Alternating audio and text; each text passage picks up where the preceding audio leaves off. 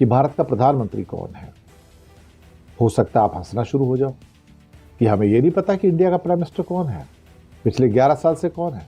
Trump साहब ने घोषणा की कि भारत ईरान से तेल नहीं खरीदेगा, रशिया से तेल नहीं खरीदेगा, वेनेजुएला से तेल खरीदेगा। भाई, इस ट्रंप ने ना हमारा तेल निकाल के रखा हुआ है। सच बात कहा जाए तो ट्रंप ने मोदी का तेल निकाल के रखा हुआ है और मोदी कुछ बोलता नहीं आगे से। नरेंद्र दामोदर दास मोदी इस देश के प्रधानमंत्री नहीं है। यही तो पहला सवाल था मेरा कि देश का प्रधानमंत्री कौन है। भाई साहब, इस देश का प्रधानमंत्री अब डोनाल्ड ट्रंप है। मैंने सोचा एक सिंपल सा प्रश्न कर लूँ आज आप सब लोगों से कि भारत का प्रधानमंत्री कौन है। हो सकता है आप हंसना शुरू हो जाओ कि हमें यह नहीं पता कि इंडिया का प्राइम मिनिस्टर कौन है, पिछले 11 साल से कौन है। देखिए साहब, कई अभी रिसेंट इंसिडेंट ऐसे हुए हैं जिसको देख के लगता है कि भारत का प्रधानमंत्री नरेंद्र मोदी नहीं कोई और है। आपको याद होगा ऑपरेशन सिंदूर हुआ था तो डिक्लेयर किसने किया था सीज फायर होगा? किसका ट्वीट आया था पहले?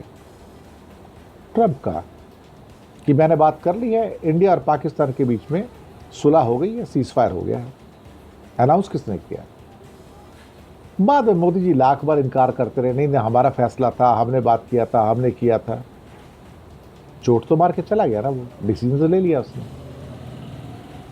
उसके बाद 70 बार बोल भी दिया। अब तो क्या काम, मैं तो काउंट भी भूल गया हूं, 70 बार है, 75 बार है, 80 बार है, 85 बार है, भगवान जाने।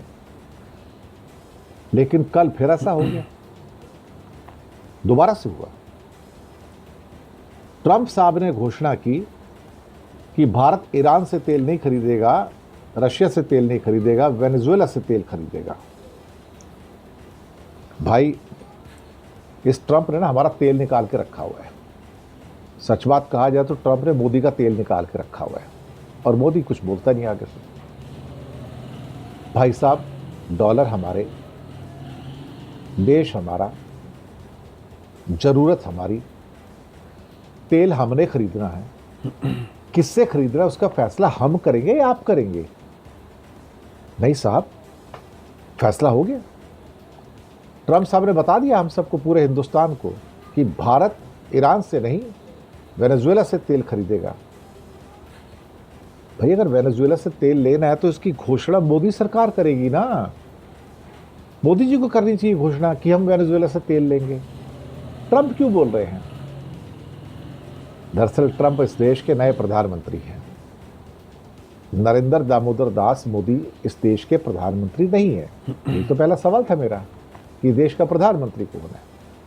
भाई साहब, इस देश का प्रधानमंत्री अब डोनाल्ड ट्रंप है, क्योंकि सारे डिसीजन तो वो लेता है, क्या करना है क्या नहीं करना है।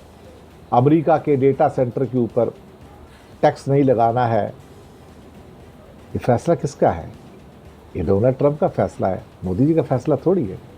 तेल किससे खरीदना है, ये डोनाल्ड ट्रंप का फैसला है। सीज फायर कब होगा, कितने बजे होगा, ये फैसला डोनाल्ड ट्रंप का है, मोदी जी का नहीं।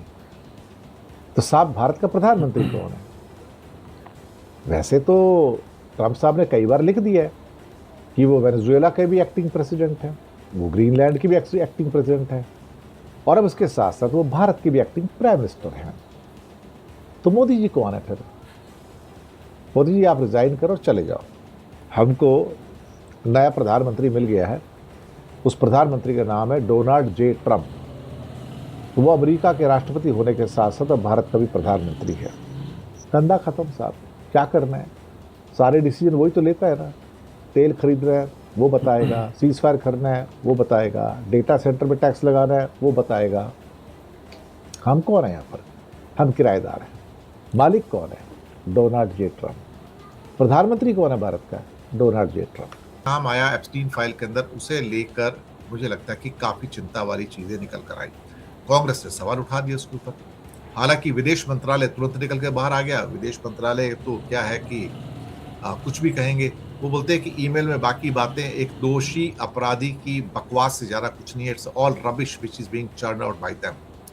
जबकि कांग्रेस का कहना था कि यह राष्ट्रीय शर्म का विषय है, प्राइम मिनिस्टर मोदी हमारे सवालों के जवाब दें, क्योंकि उसमें एक ईमेल का जिक्र है, प्रधानमंत्री की इजराइल यात्रा का जिक्र है, और ये भी कहा गया है कि प्रधानमंत्री का जो नाम आया है वो यौन अपराधी एप्स्टीन के साथ में, और एप्स्टीन ने 9 जुलाई 2017 को एक मेल किया, उसमें लिखा था कि भारतीय प्राइम मिनिस्टर मोदी जी ने सलाह ली, एडवाइस ली और अमेरिकन राष्ट्रपति के फायदे के लिए इजराइल में जाकर डांस किया और गाया।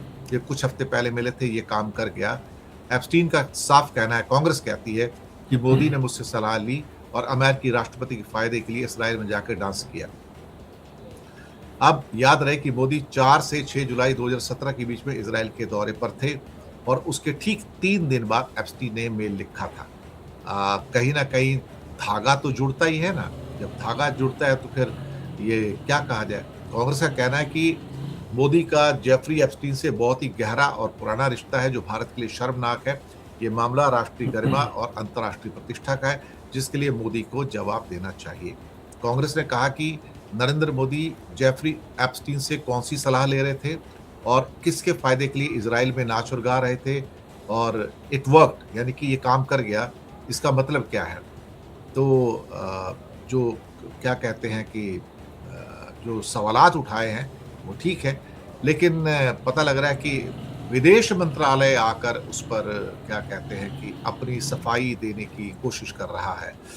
अब प्रधानमंत्री का चरित्र बचाने की कोशिश की जा रही है कि उनका यौन अपराधी एप्स्टीन के साथ कोई ताल्लुक नहीं है साहब। एप्स्टीन फाइल्स की, जहां पर एक बार फिर से प्रधानमंत्री नरेंद्र मोदी का नाम उस एप्स्टीन फाइल्स में सामने आया है। एप्स्टीन फाइल्स से ये तो पता चल ही गया है कि ये अमेरिकी वाकई मानते हैं कि हमारे वर्तमान प्रधानमंत्री मोदी को वो अपने इशारों पर नचा सकते हैं। पीएम मोदी और भारत को लेकर ट्रंप के दावे इसी सोच की पैदाइश है। भारत के प्रधानमंत्री की प्रतिष्ठा का ऐसा हनन वाकई शर्मनाक है और इससे भी ज्यादा शर्मनाक है प्रधानमंत्री मोदी की चुप्पी। बात भारत देश की है, प्रधानमंत्री पद की है, कोई व्यक्तिगत मामला नहीं है। इसलिए अगर मोदी नहीं बोलते तो आप सब बोलिए। क्यों एप्स्टीन के जरिए प्रधानमंत्री क्या उनको मिले थे?